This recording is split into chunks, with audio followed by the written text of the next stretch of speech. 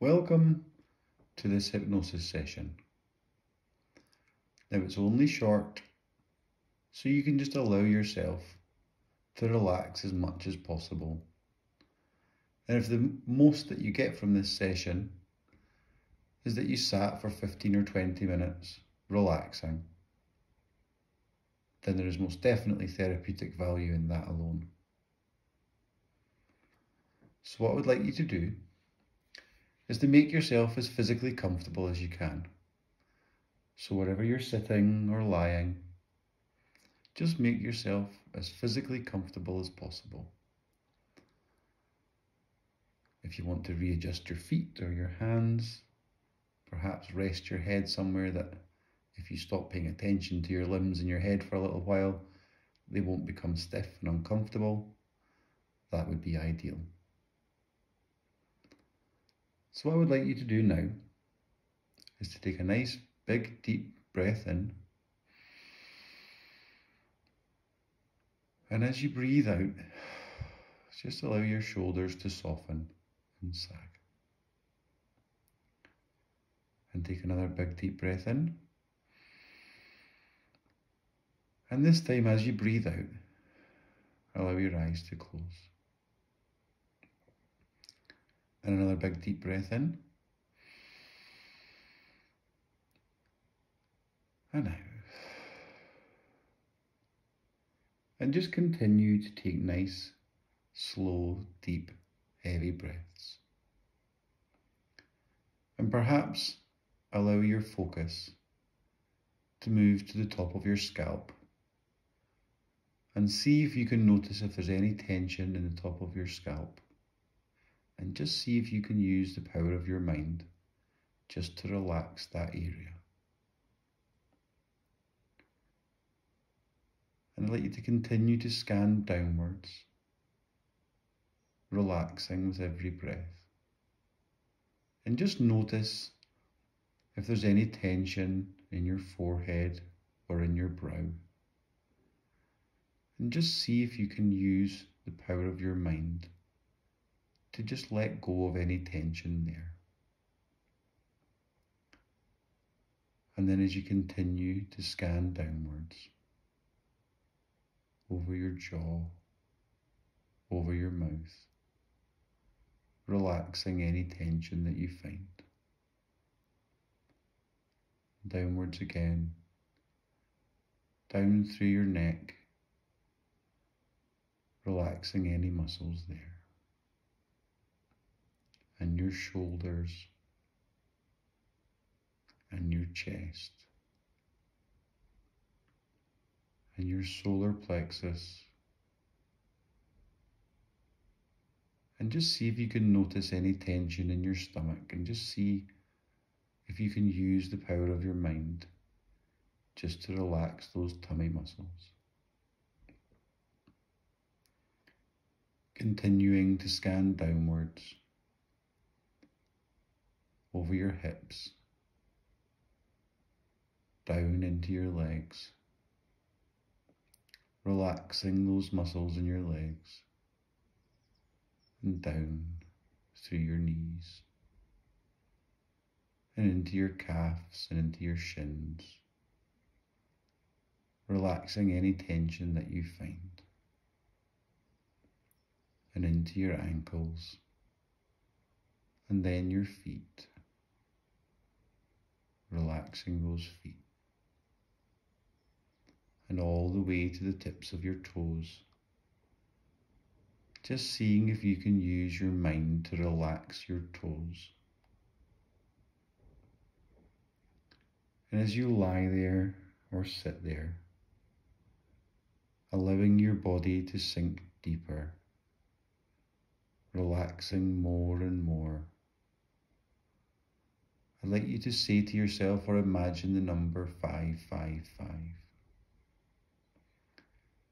And with each out breath, I'd like you to count downwards by one number. 554, 553, 552.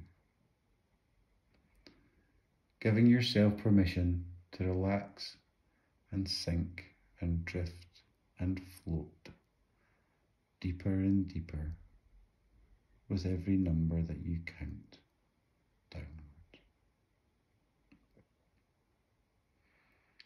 So I would ask you to continue to do that as I speak, and your mind will be receptive to the things that I'm saying, even if you're not paying attention. And you can just allow yourself to be as lazy as you could ever want to be. Completely relaxed, relaxing more and more now.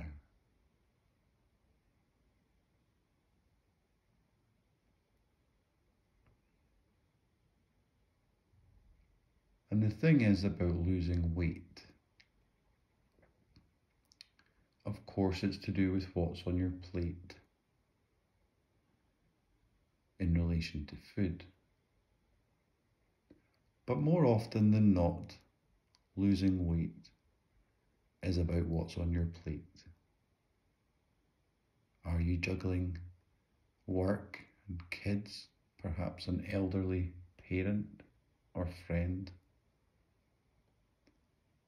Is life a bit stressful? Are you feeling exhausted? Maybe if you're looking to lose some weight, you don't feel very good about yourself.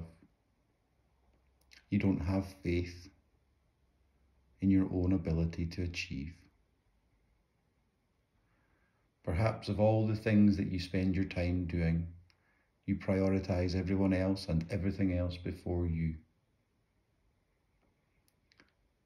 Now, for those who own a car, or for those who don't own a car, imagine your car was not important to you.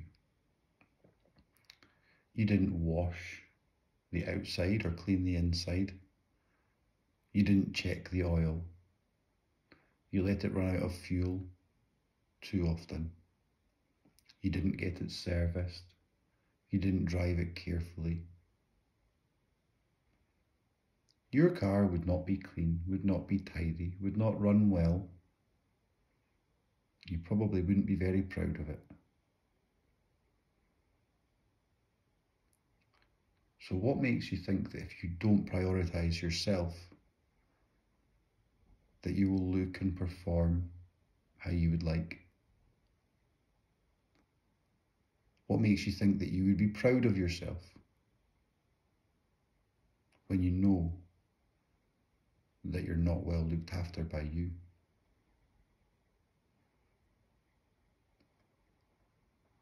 I'd like you to imagine for a moment caring for someone, a colleague, a friend, a partner, child, and what that feeling of caring for someone feels like. Perhaps it's wishing them to have a nicer day. Perhaps it's wishing to make them smile. Perhaps it's wanting to do something to make their life easier.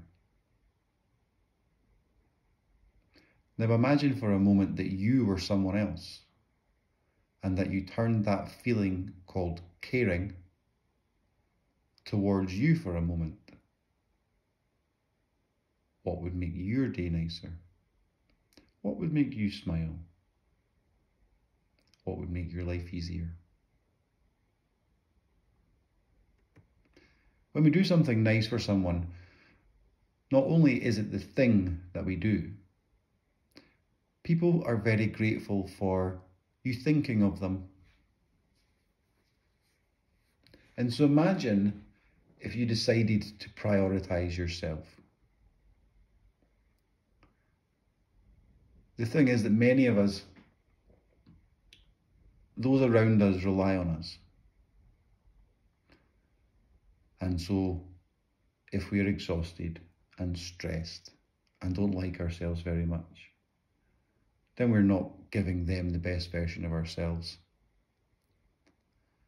But if we prioritize ourselves to make sure that we're at our very best, then we are at our most loving, our most patient, our most caring, our most high functioning. So if you can't find a way to look after yourself and care for yourself for you, please recognise that you cause ripples around you however you act. So a true act of kindness to those around you would be for you to bring your A game to the world. Self-preservation is not selfishness. If you can be the best version of yourself, strong and confident and calm and well rested, feeling good about yourself, then you are in the optimum position to help those around you, to manage life.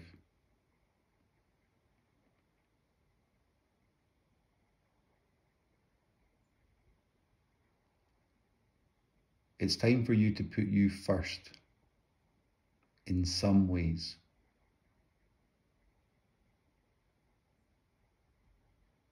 You are worth it. Now, we can't click our fingers and suddenly be a good sleeper. We can't click our fingers and suddenly have a nice and easygoing boss, or whatever life's challenges. Many of them we can't fix with a click of the fingers. But something that we do have within our area of control is what we eat. I know many people who carry more weight than they would like. And so they don't like themselves very much. They have low confidence. And so when they get dressed in the morning, their mood is low because the clothes that they are wearing are not the clothes that they would like, or their clothes don't fit as they would like them to. So their mood is lower. And so their social interactions are less positive because of this. And because their mood is low, and because those interactions are not as positive as they could be, they tend to comfort eat, trying to eat some happiness, trying to cope with the stress of life. And so they eat the wrong things, usually sugar, and then they feel guilt, perhaps self-loathing, and the mood becomes lower. And so, when evening comes, comfort eating comes. Trying to do something to satiate that emotional need. Again, usually sugar.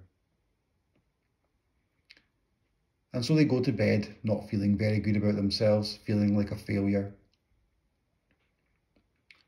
And sleep is not going to be pleasant and peaceful when you feel that way. And so they wake up in the morning and they know they ate poor foods the day before and they feel pretty bad about themselves. And the cycle continues. Well, what if? What if, because we can control, to some extent, the things that we choose to eat, at least it's in our hands. You can't tell an insomniac to suddenly sleep better. It doesn't work. But what we can do is we can make a choice to eat something healthier. And then we can be quietly pleased or almost proud of ourselves for doing that. And if we were checking on the scales, within one day, the scales would have moved in the right direction. And so our mood is lifted. Perhaps we feel we can do it. We're not incapable of achieving. And we want that feeling again of the scales moving, so we are motivated to make some more good choices. And perhaps the mood has been lifted ever so slightly, so the interactions that day are slightly brighter.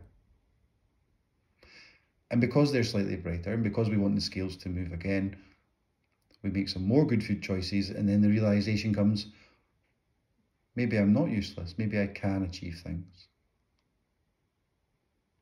And with a mindset like that, then bedtime becomes a bit more pleasant. Excited perhaps to see what the scales say in the morning. And so we get up in the morning, perhaps slightly better rested, mood slightly brighter, and the scales have moved again. And so the cycle is reversed very quickly because we've chosen one area of life that we can control, at least to some extent, and made a good choice and almost immediately got our reward. That is the foundation of self-worth.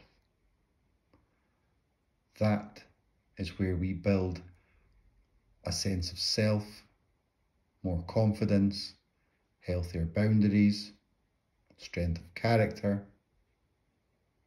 And very quickly, life can feel a lot more in control, a lot more positive. We can make changes to our body, to our health, to our mobility, to our mental health, to our mood, to our sleep. And it all starts with a decision. They say that nothing changes if nothing changes. Maybe it's time for some change. And so, I'm going to count from 1 up to 5. And when I reach 5, you can open your eyes and reorientate yourself with the room. And just take a moment. But in the meantime, just sit there quietly, relaxing, perhaps thinking about the things that I've said, or trying to remember what number you were on. And 1, slowly begin to reorientate yourself. And 2, slightly more aware now. And 3, bubbling back up towards full waking consciousness. And 4, more and more awake now. And 5, opening your eyes. You can do it, you know.